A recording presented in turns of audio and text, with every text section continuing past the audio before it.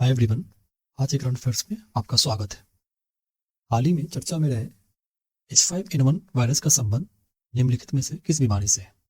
इसका पहला ऑप्शन है AIDS, option B bird flu, option C dengue, option D swine flu. इसका सही जवाब हो जाएगा बर्ड फ्लू। चलिए इसे देखते हैं चर्चा में क्यों था। हाल ही में नागपुर रेस्क्यू सेंटर में एवियन इन्फ्लुएंजा के कारण 3 बाघ और 1 तेंदुए की मृत्यु हुई। H5N1 बर्ड फ्लू की पहचान सबसे पहले 1996 में चीन में की गई थी। यह इन्फ्लुएंजा वायरसों में से एक है जो पक्षियों में अत्यधिक संक्रामक श्वसन रोग के कारण बनता है, जिसे एवियन इन्फ्लुएंजा या बर्ड फ्लू के नाम से भी जानते हैं। Avian influenza type A virus के संक्रमण होने वाली बीमारी है जो कई प्रकार के प्रजातियों के पक्षियों, घरेलू, जंगली, स्थलीय और समुद्री स्तनधारियों को संक्रमित कर सकता है। ये आमतौर पर लोगों में संक्रमित नहीं करता, लेकिन इसे एक जूनोटिक वायरस के नाम से भी जानते हैं। इसका मतलब है कि यह संक्रमित पक्षियों के संपर्क में आने वाले मनुष्यों में फैल सकता है और पोल्ट्री में प्रकोप होने पर चीट-पुट के मामले देखे भी गए हैं। चलिए अगला न्यूज देखते हैं। हाल ही में भारत का पहला ग्लास ब्रिज का उद्घाटन कहाँ किया गया? ऑप्शन ए है Jaipur, option B Kanyakumari, option C Kochi या ऑप्शन डी आगरा। इसका सही जवाब हो जाएगा कन्याकुमारी। चलिए देखते हैं न्यूज में क्यों था। चर्चा में था कि भारत का पहला ग्लास ब्रिज कन्याकुमारी तमिलनाडु में बना, जिसका उद्घाटन वहां के मुख्यमंत्री M.K. स्टालिन ने किया। इसकी कुल लंबाई है 77 मीटर और चौड़ाई 10 मीटर है। यह विवेकानंद रॉक मेमोरियल और तिरुवल्लुवर प्रतिमा, जिसे स्टैचू ऑफ विजडम के नाम से भी जानते हैं, ये दोनों को जोड़ता है, जिसकी ऊंचाई है 133 फीट। इसका डिजाइन धनुषाकार मेहराब डिजाइन है। यह पारदर्शी कांच की सतह है। इसका स्थानीय महत्व यह है कि राजस्व को आर्थिक सहायता मिलेगा, पर्यटन को बढ़ावा मिलने से। चलिए अगला न्यूज देखते हैं। हाल ही में पूर्व प्रधानमंत्री कोस्टास सिमिटिस का निधन हो गया। यह किस देश से संबंधित थे? कोस्टास सिमिटिस ग्रीक के पूर्व प्रधानमंत्री थे जो 1996 से 2004 तक ग्रीस के प्रधानमंत्री के रूप में कार्य किया। इन्होंने 2004 में साइप्रस को यूरोपीय संघ में शामिल कराने में महत्वपूर्ण भूमिका निभाई थी और यह 2001 में यूरो को भी अपनाया था। इनकी मृत्यु पर ग्रीस के अधिकारियों के द्वारा 4 दिन का राष्ट्रीय शोक घोषित किया गया। इनकी मृत्यु 5 जनवरी 2025 को 88 वर्ष के आयु में निधन हो गया। अगला न्यूज देखते हैं। 2025 में अमेरिकी प्रतिनिधि सभा के अध्यक्ष के रूप में किसे चुना गया? पहला ऑप्शन है Nancy Pelosi, Kevin McCarthy, option C Mike Johnson, option D Chuck Schumer. इसका सही जवाब हो जाएगा माइक जॉनसन। अमेरिकी प्रतिनिधि सभा के स्पीकर माइक जॉनसन को अध्यक्ष पद के लिए पुनः चुना गया। जॉनसन ने 118 वोटों के साथ पुनः चुनाव जीता। इस बार 6 भारतीय अमेरिकियों ने भी प्रतिनिधि सभा में सदस्य के रूप में शपथ ली, जिन्होंने हाल ही में हुए चुनाव में जीत हासिल की थी। ये सभी भारतीय अमेरिकी सांसद डेमोक्रेटिक पार्टी से हैं। उन 6 का नाम है अमी बेरा, राजा कृष्णमूर्ति, रो खन्ना, उर्मिला जयपाल, जेरेमी कोनी और श्री थानेदार। चलिए अगला न्यूज देखते हैं। कौन सी जल संधि काला सागर को ओजोब सागर से जोड़ता है? पहला ऑप्शन है सुंडा स्ट्रेट, ऑप्शन बी है डोवर स्ट्रेट, ऑप्शन सी और Toronto straight, option D Kerch straight. सही जवाब हो जाएगा केर्च जल संधि। यह हम मैप के थ्रू देख सकते हैं कि केर्च स्ट्रेट क्रीमिया और रसिया के क्रास्नोडोर रीजन को ये अलग करता है और इस तरफ है ये सी ऑफ एजोव और नीचे है ब्लैक सी। ये ब्लैक सी और सी एजोव यह दोनों को जोड़ता है केर्च स्ट्रेट। इसे वर्ल्ड मैप में भी हम देख सकते हैं। चलिए देखते हैं चर्चा में क्यों था। हाल ही में क्रीमिया में रूसी अधिकारियों ने शनिवार को क्षेत्रीय आपातकालीन घोषणा कर दिया क्योंकि प्रायद्वीप के सबसे बड़े शहर सेवस्तोपोल के तट पर तेल पाया गया। लगभग 3 हफ्ता पहले पूर्वी क्रीमिया के निकट केर्च स्ट्रेट में 2 टैंकरों से ईंधन बाहर निकल गया था, इसलिए ये क्षेत्रीय आपातकालीन घोषणा की गई। केर्च जल संधि काला सागर और ओजोब सागर के बीच है तथा क्रीमिया के केर्च प्रायद्वीप को रूस के क्रास्नोडोर क्षेत्र को से अलग करता है। चलिए अगला न्यूज देखते हैं। इस दिन विश्व युद्ध अनाथ दिवस मनाया जाता है? ऑप्शन ए है 5 जनवरी, ऑप्शन बी है 6 दिसंबर, ऑप्शन सी 6 जनवरी, ऑप्शन डी 4 जनवरी।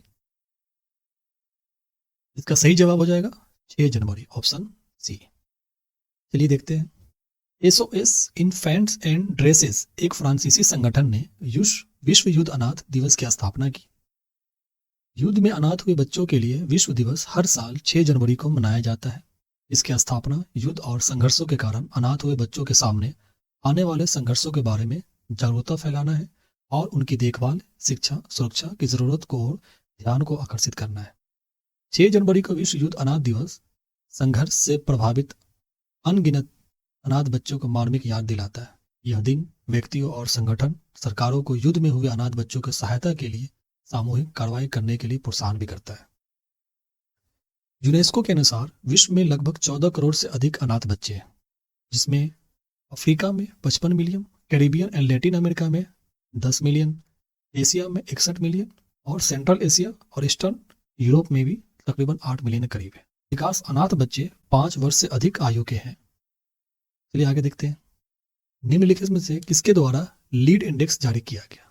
इसके द्वारा ऑप्शन ए है नीति आयोग ने जारी किया। ऑप्शन बी वाणिज्य उद्योग मंत्रालय। ऑप्शन सी आर्थिक एवं नीति अनुसंधान केंद्र। ऑप्शन डी वित्त मंत्रालय। चलिए इसको देखते हैं।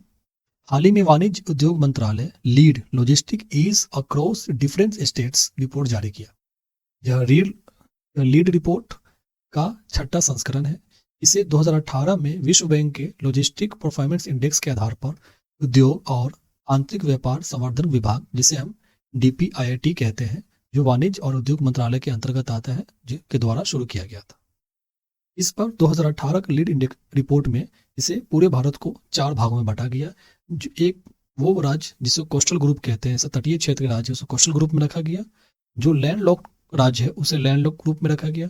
जो नॉर्थ ईस्टर्न राज्य है उसे नॉर्थ ईस्टर्न ग्रुप में, और बाकी यूनियन टेरिटरीज जो केंद्र शासित प्रदेश है उन्हें चौथे ग्रुप में रखा गया। प्रत्येक ग्रुप में 3 रैंक दिए गए। एक पहला रैंक है जो अचीवर्स का, दूसरा उससे नीचे का रैंक फास्ट मूवर्स, और तीसरा है एस्पायरर्स। सभी राज्यों को, सभी ग्रुप को ये 3 भागों में बांटा गया है।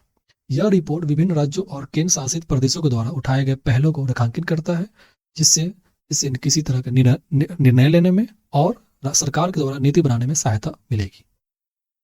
अगला न्यूज है, संत नरहरि तीर्थ के द्वारा लिखी हुई केवल 2 पुस्तकों का नाम बताएं। संत नरहरि तीर्थ के द्वारा लिखी हुई केवल 2 पुस्तकों का नाम बताएं। यह 2 पुस्तक कौन सा है? चलिए देखते हैं।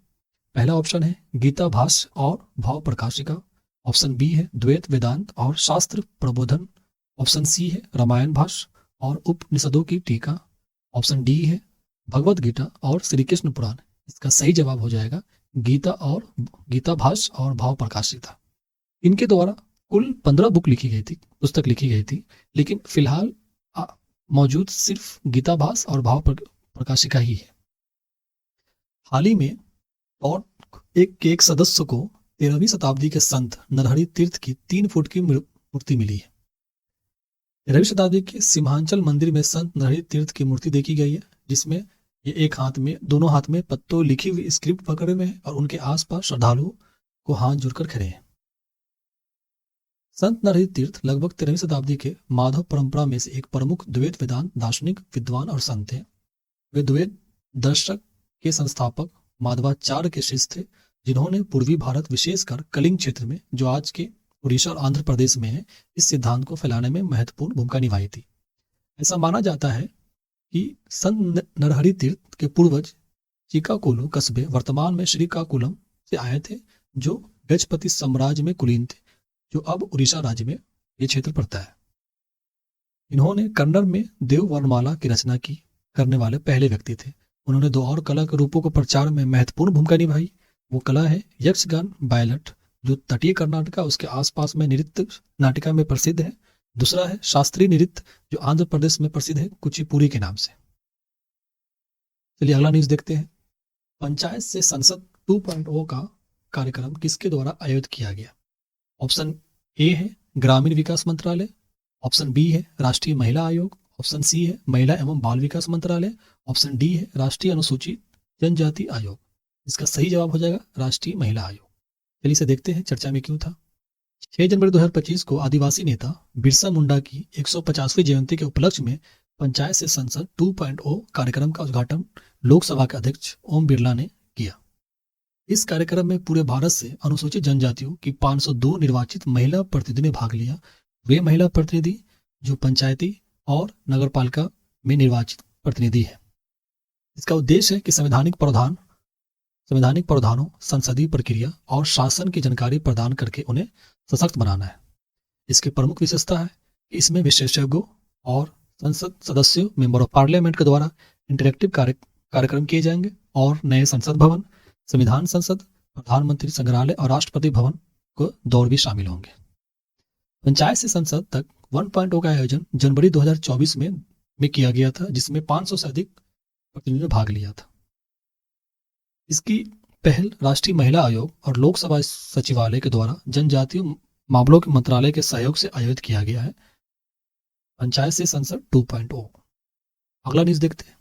प्रथम खो खो विश्व कप 2025 का आयोजन कहाँ किया जाएगा? तो प्रथम खो खो विश्व का आयोजन 2025 में इंदिरा गांधी इंडोर स्टेडियम नई दिल्ली में किया जाएगा। इसका आयोजन कब होगा देखते हैं। इसका आयोजन 13 जनवरी से 19 जनवरी तक इंदिरा गांधी इंडोर स्टेडियम नई दिल्ली में आयोजित होगा। इसमें 6 महाद्वीपों के 24 देशों से 21 पुरुष और 20 महिला टीमें भाग लेगी। यह टूर्नामेंट भारतीय खेल प्राधिकरण के द्वारा आयोजित हो रहा है। पुरुषों को मिलने वाले ट्रॉफी होंगे नीली ट्रॉफी और महिलाओं को जो ट्रॉफी मिलेगी वो ग्रीन ट्रॉफी। इसके शुभंकर तेजस और तारा है। तेजस का इसका प्रतीक है प्रतिभा और ऊर्जा, और तारा का प्रतीक है मार्गदर्शन और आकांक्षा। महत्व क्यों है इसका? खो खो को वैश्विक मान्यता देना और ओलंपिक में समावेश तक पहुंचाने में इसकी महत्व है। अगला न्यूज देखते हैं। 38वें राष्ट्रीय खेलों का मेजबानी कहाँ किया जाएगा? 38वें राष्ट्रीय खेलों में उत्तराखंड में किया जाएगा। 38वें राष्ट्रीय खेलों का मेजबान उत्तराखंड में 28 जनवरी से 14 फरवरी 2025 तक देहरादून के राजीव गांधी अंतर्राष्ट्रीय स्टेडियम में होगा। यह पहली बार उत्तराखंड में राष्ट्रीय खेलों की मेजबानी की जा रही है, जिसमें मशाल का नाम तेजस्विनी रखा गया और शुभंकर को मौली रखा गया, जो उत्तराखंड के राजकीय पक्षी मुनाल से प्रेरित है। भारत में राष्ट्रीय खेलों की पहली बार भारतीय ओलंपिक खेलों के रूप में राष्ट्र में ओलंपिक खेलों को बढ़ावा देने के लक्ष्य के साथ शुरू किया गया था। इसका पहला संस्करण अविभाजित पंजाब लाहौर में 1924 में किया गया था। अगला न्यूज है। निम्नलिखित में से कौन से सिख गुरु 10वें सिख गुरु थे? ऑप्शन ए है गुरु नानक, ऑप्शन बी गुरु अर्जुन देव, ऑप्शन सी गुरु गोविंद सिंह, ऑप्शन डी गुरु रामदास। इसका सही जवाब हो जाएगा गुरु 10वें सिख गुरु के अंतिम गुरु है वो गुरु गोविंद सिंह है, जिनका जन्म 22 दिसंबर 1666 में पटना बिहार में हुआ था। इनकी जयंती नानक शाही कैलेंडर पर आधारित है, जिनके अनुसार 2025 में यह 6 जनवरी को मनाया जाएगा। उनके पिता गुरु तेग बहादुर जो 9वें सिख गुरु थे, के निधन के बाद गुरु गोविंद सिंह 9 वर्ष की आयु में सिख गुरु बन गए। उनके धार्मिक महत्व और उनके द्वारा सीख क्या है? उन्होंने सिख धर्म में उनके महत्वपूर्ण योगदान के लिए जाना जाता है, जिसमें बालों को ढकने के लिए पगड़ी की शुरुआत भी शामिल है। उन्होंने खालसा या 5 क सिद्धांतों को स्थापना किया। ये 5 क सिद्धांत क्या है? पहला है केश, दूसरा है कंगा, तीसरा है कड़ा जो लोहे और स्टील का बना होता है, चौथा है कृपान और 5वां है कचेरा। ये आस्था के 5 तत्व थे जिन्होंने खालसा को हमेशा धारण करना चाहिए, उन्होंने सीख दी थी। अगला न्यूज है। कौन सा मंत्रालय PLI योजना 1.1 को लागू करेगा? ऑप्शन ए है वाणिज्य एवं उद्योग मंत्रालय, ऑप्शन बी इस्पात और भारी उद्योग मंत्रालय, ऑप्शन सी वित्त मंत्रालय, ऑप्शन डी MSME मंत्रालय। इसका सही जवाब हो जाएगा इस्पात एवं भारी उद्योग मंत्रालय। चलिए इसके बारे में पढ़ते हैं। केंद्रीय इस्पात एवं भारी उद्योग मंत्री श्री HD कुमार स्वामी के द्वारा PLI योजना का शुभारंभ किया गया। यह योजना वित्तीय वर्ष 2025-26 से लेकर वित्तीय वर्ष 2029-30 तक क्रियान्वित किया जाएगा। केंद्र सरकार स्टील सेक्टर के लिए उत्पादन लिंक्ड प्रोत्साहन योजना एक नया दौर शुरू किया। यह पहल का उद्देश्य है विशेष स्टील के घरेलू उत्पादन को बढ़ाना और आयात पर निर्भरता को कम करना। इसकी पृष्ठभूमि देखते हैं। PLI योजना कब शुरू की गई? इसे मार्च 2020 में शुरू किया गया था और शुरुआत में यह केवल 3 उद्योगों पर लागू होता था। पहला उद्योग था mobile and allied component manufacturing, दूसरा था इलेक्ट्रिकल कंपोनेंट मैन्युफैक्चरिंग और तीसरा मेडिकल डिवाइस। बाद में इसे 14 क्षेत्रों में भी विस्तार कर दिया गया। दोस्तों आज के लिए इतना ही। तब तक के लिए thank you and take care.